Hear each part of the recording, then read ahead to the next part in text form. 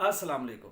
पारे को साफ़ करने के तरीके के बारे में बात हो रही थी, तो मैंने सोचा कि आप लोग के साथ भी शेयर कर दूं कि पारे को किस तरीके से साफ़ करना है। ये ईंटें देखी हुई हैं, ईंटों जो भट्ठा होता है ईंटों का, वहाँ पे जो ईंटों का बुरादा कह लो आप, जिसको हम गेरू आम जुबान में कहते हैं ना, भूरी ईंट जो होती है वो रेड रेड सा होता है, जो मटेरियल वो गेरू होता है, वो ले ले। उसके अंदर आप खरल लें, खरल को साफ़ करें, उसके अंदर जो एक स्टांक है वो आप गेरू डाल लें, ठीक है। और उसके अंदर जो है वो आप एक तोला जो है वो पारा डाल लें। पारे की खूब जो है वो रगड़ाई करें, कम से कम 6-7 घंटे करें एक नशिस्त में।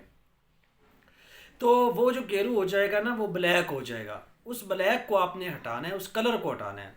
आप पानी में निथार लेंगे, फिर नया गेरू डालेंगे, रेड रेड सा जो होता है, फिर वो ब्लैक हो जाएगा। फिर पानी डाल के गेरू निथार लें, पारा नीचे रह जाएगा, फिर उसमें डालें। मतलब ये अमल तब तक करते रहे जब तक उसकी जो स्याही है गेरू की वो ख़त्म नहीं हो जाती। तब तक आप ये काम करें, आपका जो पारा है वो साफ़ हो जाएगा। शुक्रिया।